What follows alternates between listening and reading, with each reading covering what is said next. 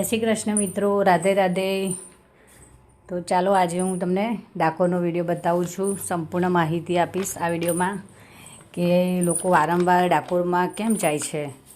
અને એ અમદાવાદથી તમારે 80 કિલોમીટર અને આણંદથી 30 કિલોમીટર અને સુરતથી 225 કિલોમીટર ડાકોર આવેલું છે.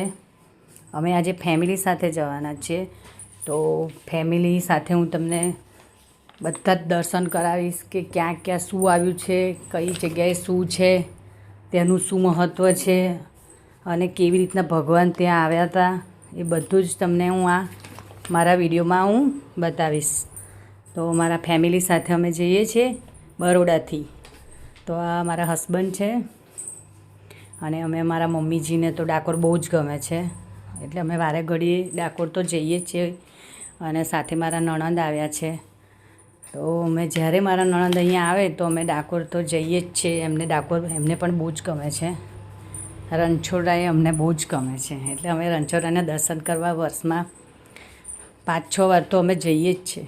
તો ચાલો આજે અમારા ફેમિલી સાથે તમને હું ડાકોરના દર્શન કરાવું અને ડાકોરમાં ક્યાં ક્યાં શું છે એ તમને બતાવું. આ ડાકોરનો ગેટ છે. અહીંયાથી આપણે અંદર બજારમાં જવાનું છે.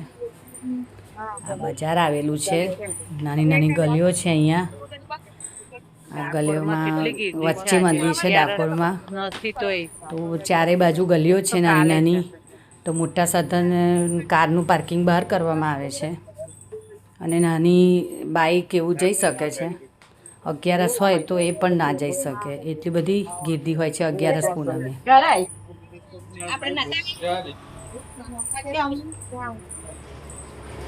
તુલસી સપ્તમ મહિનામાં ભગવાનને ચડાવવાથી તુલસીનો બહુ મહિમા છે. રણછોડ, માખણચોળ, તુલસી પત્રનું બહુ મહત્ત્વ હોય છે. એટલે અમે અધિક મહિનામાં આવ્યા છીએ, એટલે તુલસી ભગવાનને બહુ પ્રિય છે. એટલે અમે અધિક મહિનામાં તુલસી ચડાવવાનું બહુ અધિક ઘણું ફળ છે. એટલે અહીંયા ગીર્દી તો અધિક મહિનામાં આખો મહિનો હોય છે, પણ 11 કરતાં ઓછી હોય છે. અમે 11ના આગલે દિવસે અહીંયા આવ્યા છીએ, એટલે ગીર્દી બહુ છે નહીં, એટલે મારાથી આ વિડીયો ઉતારી શકાશે. 11ને દિવસે તો બહુ જ ગીર્દી હોય, એટલે આપણો કેમેરો પણ અંદર મોબાઈલ નથી લે, એ ઊંચો કરવા ના દે, વિડીયો પણ ના ઉતારવા દે. એટલે આડે દિવસે આવો તો તમે વિડીયો ઉતારી શકો છો. હવે અધિક મહિનામાં અહીંયા તુલસી વિવાહ થાય છે, એટલે અહીંયા તુલસી માટે આ તૈયારીઓ થઈ રહી છે મંડપની. અને સ્ત્રીઓ માટે અલગ હોય છે લાઈન, અને જેન્ટ્સ માટે પણ અલગ હોય છે. આ ધજાના દર્શન કરી લો. એકવાર દર્શન કરી લીધા મેં. હવે હું બીજી વાર તમને રણછોડજીના આ સ્વર્ણ તુલા છે, જ્યાં ભગવાનની ગંગાબાઈની તોલાયા હતા, એ આ જગ્યા છે. સ્વર્ણ તુલા કહેવામાં આવે છે. હવે હું તો આજે ગીર્દી છે તોય પણ ઓછી છે, ગરમી પણ બહુ જ છે આજે. હવે તમને હું ફરીવાર દર્શન કરવા રણછોડજીના દર્શન કરાવું અંદર જઈને. ચાલો અંદર દર્શન કરીએ આપણે. સરસ દર્શન થયા અમને આજે. આગળથી તો કરીને આવી હું, પણ આ ફરી પાછળથી વિડીયો તમારા લોકો માટે દર્શન માટે બનાવ્યો. અને મંદિર એટલું સરસ છે, અમને પોઝિટિવિટી ફીલ થાય. બહુ જ સરસ મંદિર છે આ બધું.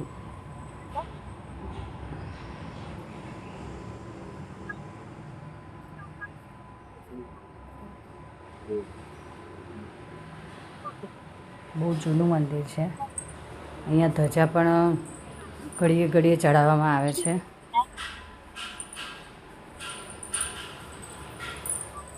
રણછોડરાયની ધજા જેમ દ્વારકાધીશની ધજા ચડે છે ઘડીએ ઘડીએ, એમ રણછોડરાયની ધજા પણ 11ને દિવસે એક ધજા ચડે ને એક ધજા ઉતરે એવું હોય છે. એટલા લોકો અહીંયા શ્રદ્ધાથી આજુબાજુના ગામડાઓના મહિલા મંડળ બધા અહીંયા ડાકોરમાં આવે છે. કહેવાય છે કે દ્વારકાધીશ અહીંયા ડાકોરમાં આવ્યા હતા, એટલે ભગવાન અહીંયા ડાકોરમાં જ હાજર છે. એટલે બધા અહીંયા દર્શન કરવા ઘડીએ ઘડીએ આવે છે. આ સ્વર્ણ તુલા છે. ચાલો હવે પ્રદક્ષિણા કરીશું આપણે. એવું કહેવામાં આવે છે. આ અહીંયા પૂનમ અને અગિયારસનું લિસ્ટ છે, જે દર મહિને પૂનમ ભરવા આવતા હોય, અગિયારસ ભરવા આવતા હોય, એના માટે આ લિસ્ટ બનાવીને રાખીએ તો એ લોકોને ખ્યાલ આવે અને ખબર પડે કે ક્યારે પૂનમ છે, અગિયારસ છે. હવે આપણે એની પ્રદક્ષિણા કરીએ છીએ. બેન ધજાના દર્શન કરી લો. જય રણછોડ, જય રણછોડ, જય રણછોડ. રાય કી જય. ધજાના દર્શન થયા, બહુ સરસ કહેવાય. એવું કહેવામાં આવે છે કે મંદિરની પ્રદક્ષિણા કરવાથી બ્રહ્માંડ જેટલું ફળ મળે છે. એની પ્રદક્ષિણા કરવાથી કહેવામાં આવે છે કે આ મંદિરની પ્રદક્ષિણા કરવાથી બ્રહ્માંડમાં ફર્યા હોય તમે, જેટલું બ્રહ્માંડનું ફર્યા હોય એટલું અહીં ફળ માનવામાં આવે છે. બ્રહ્માંડની પ્રદક્ષિણા કરી હોય એવું માનવામાં આવે છે. એટલે લોકો 1 કે 5 પ્રદક્ષિણા કરે છે. જો તમારે એ હોય તો તમે 1 પણ કરી શકો છો. અને અહીંયા ભગવાનને ધરાયેલો 56 ભોગનો થાળ અહીંયા બહાર મૂકવામાં આવે છે. સવારે, બપોરે અને સાંજે ભગવાનને જે ભોગ ધરાવવામાં આવે છે તે ભોગ અહીંયા બહાર મૂકે છે. ઘણા લોકો પ્રસાદ રૂપે લઈ જાય છે. અને ધજા તો અહીંયા ઘડીએ ઘડીએ તમને જોવા મળશે. જો આ ધજા દિવસની કેટલી ધજા આવે છે ચડાવવા માટે. અગિયારસ પૂનમે તો ખાસ આવે છે અહીંયા. એટલે અહીંયા હું પણ ધજા ચડાવીશ. હું પણ ધજા પકડીને, મને પણ બહુ શોખ છે, તો હું પણ જય રણછોડ કરીને ધજા પકડીને થોડું જય રણછોડ, જય રણછોડ, જય રણછોડ, જય રણછોડ કરીને પ્રદક્ષિણા કરવાની. 1 થાય કે 5 થાય, પણ પ્રદક્ષિણા જરૂર કરજો. અને ખાસ કરીને તમારે જો આવવાનું થાય ડાકોર તો 11 પૂનમે આવવાનું નહીં, તો દર્શન સારા થશે. 11 પૂનમે આવશે તો દર્શનની મજા આવશે નહીં. તો હવે આપણે આ પ્રદક્ષિણા પૂરી થઈ ગઈ છે. તો હવે આપણે લક્ષ્મીજી મંદિર જવાનું છે. તો આપણે તમને લક્ષ્મીજી મંદિર લઈ જાઉં. આ પ્રદક્ષિણા એ ભગવાનના આગળ પૂરી થઈ. જય રણછોડ, જય રણછોડ, જય રણછોડ. હવે લક્ષ્મીજી મંદિર જઈએ. લક્ષ્મીજી મંદિર જઈએ છીએ અમે. લક્ષ્મીજીના મંદિરે બહુ ગરમી છે આજે. ત્યાં ફૂલ ચડાવવામાં આવે છે કમળનું. લક્ષ્મીજી માટે ગરમીમાં અહીંયા લક્ષ્મીજી મંદિર જતા આ લાલો લઈને બધા આવ્યા છે. અહીંયા ડાકોરમાં બધા લાલો પોતાનો હોય ઘરમાં, જે પૂજા કરતા હોય એ લાલાને લઈને ઘણા લોકો આવે છે. અમે પણ આવ્યા હતા અને બધા લાલો અહીંયાથી જ લે છે. લક્ષ્મીજી મંદિર જતાં આવા કમળના ફૂલ મળે છે માતાજીને ચઢાવવા માટે. અને લક્ષ્મીજી કમળ કાકડીની માળા મળે છે. બધું અહીંયા રસ્તામાં મળે છે. જાંબુ મળે, ભાજી મળે. અહીંયા લક્ષ્મીજી મંદિર જતાં અહીંયા બોડાણાનું ઘર છે, જેને મંદિર કહેવામાં આવે છે. પણ બોડાણાનું આ જૂનું ઘર હજુ આ જ પોઝિશનમાં છે. એટલે બોડાણો અહીંયા રહેતો હતો ને એ ગંગાબાઈ સાથે દ્વારકા ગયો હતો અને ભગવાનને ગાડામાં બેસાડીને ડાકોરમાં લાવ્યા હતા. આજે ફક્ત બોડાણાને લીધે દ્વારકાધીશ અહીંયા રણછોડરાયના રૂપમાં ડાકોરમાં નિવાસ છે એમનો. અને આજે પણ હાજર છે કે આજે આ ભક્ત બોડાણાની ભક્તિ જોઈને ભગવાન દ્વારકાધીશ રણછોડરાયના રૂપમાં અહીંયા ડાકોર આવ્યા હતા. મોટી પૂનમને દિવસે, દેવ દિવાળીએ એ દ્વારકાથી ડાકોર આવ્યા હતા. અને એ જ આ ભક્ત બોડાણાનું મકાન છે. આને લીધે જ ભગવાન અહીંયા આવ્યા. અહીંયા રાધાજીનું મંદિર છે. લક્ષ્મીજી જતા રાધાજીનું મંદિર છે. નાની નાની ગલીઓ છે અહીંયા. જેમ ડાકોરની બધી ગલીઓમાં મંદિર હોય છે, નાના નાના. અને નાના નાના ભગવાનની પૂજાના વાસણો, સામાન, પછી નાના નાના કનૈયાના વાઘા, બધું જ અહીંયા મળે છે. આ માતાજીનું મૂર્તિ છે અહીંયા. આ એક દુકાન, એ લક્ષ્મીજી મંદિરે બહુ જ મોટી દુકાન આવેલી છે. ત્યાં પણ બધો સામાન મળે છે. અને ડાકોરમાં બધે જ વાઘા, લાલજી, નાના નાના લડ્ડુ ગોપાલ પણ અહીંયા રાખવામાં આવે છે. બધા ડાકોરથી જ કાનજીને અને મૂર્તિ લે છે અહીંયાથી જ. એવું કહેવામાં આવે છે કે ડાકોર ભગવાન હોય એટલે ડાકોરની મૂર્તિ લઈ જાય છે. તો આપણે હવે જઈશું લક્ષ્મીજીના મંદિરમાં. તો આ મહાલક્ષ્મી મંદિર છે, જેવું ડાકોરનું જે રણછોડરાયનું મંદિર છે ને એવું જ છે સેમ, પણ થોડું નાનું છે,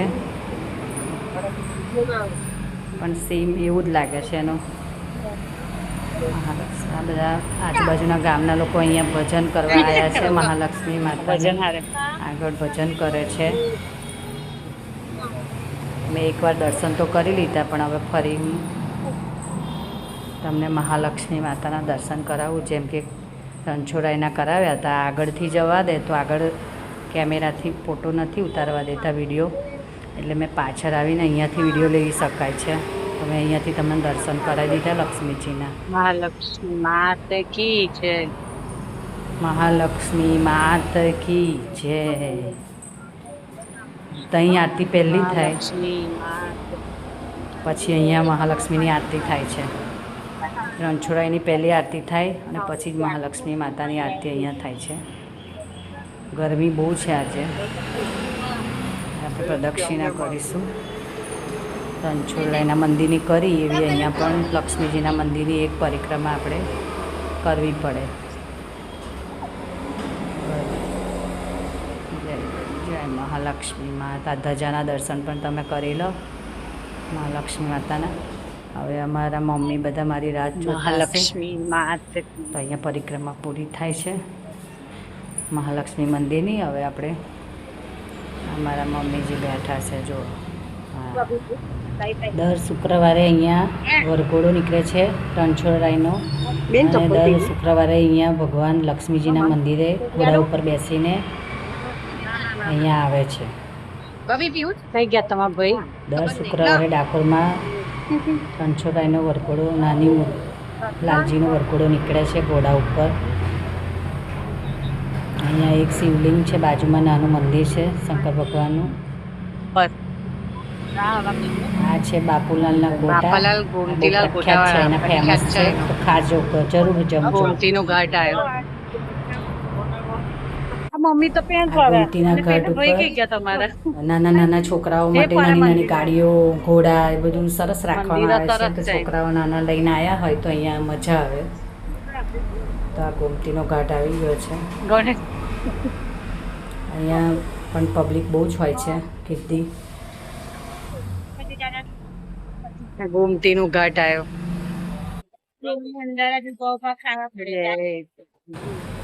અહીંયા ગોમતીના ઘાટ ઉપર અહીંયા આ તુલા છે. આ તુલામાં કોઈ પણ કોઈ બાધા રાખી હોય, સાકરથી, મીઠાથી, ગોળથી કોઈ પણ બાધા રાખી હોય તો અહીંયા ચોખે છે. જેટલા કિલોનું વજન થાય એટલા કિલો સાકર, મીઠું, ખાંડ બધું આપે છે. આ રણછોડરાયનું મંદિર છે. બીજું નાનું મંદિર છે. એ કહ્યું ડાકોરમાં તો આમ તો મેં તમને કેટલાય મંદિર રહી ગયા છે. બહુ જ બધા મંદિર છે. ગલીએ ગલીએ મંદિર છે અહીંયા. તો આ રણછોડરાયનું મંદિર છે. અને બાજુમાં એક શંકર ભગવાનનું મંદિર છે. આ સત્યનારાયણ ભગવાનનું મંદિર છે. આપણે તુલાની બાજુમાં ગણપતિનું મંદિર હતું. ગોમતી ઘાટ પર બહુ બધા મંદિર આવ્યા છે. અને અહીંયા ભગવાન સંતાયા હતા. તે આ ગોમતી છે. આ ગોમતી નદી છે. ઘાટે બોલે તો પેલું નાવાનું રાખ્યું છે જો.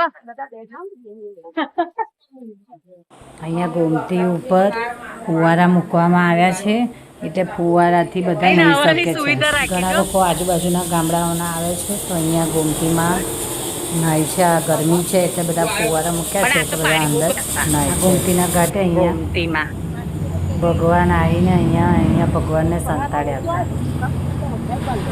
દ્વારકાથી બધા ભગવાનને લેવા માટે આવ્યા. ત્યારે એવું કહેવામાં આવે છે કે બોડાણાએ એમની મૂર્તિને અહીંયા ગોમતીમાં સંતાડી હતી. એ જ્યાં ભગવાનની જગ્યા છે અને અહીંયા એમની ચરણ પાદુકા છે. તેમના હું તમને નજીકથી દર્શન કરાવું. અને અહીંયા કાચબા અને બધું પાણીમાં માછલીઓ, કાચબા બધું છે. તો અહીંયા લોટ બધું મળે છે. તો આપણે આવી રીતના નાખી શકીએ છીએ. પુણ્યનું કામ કરજો.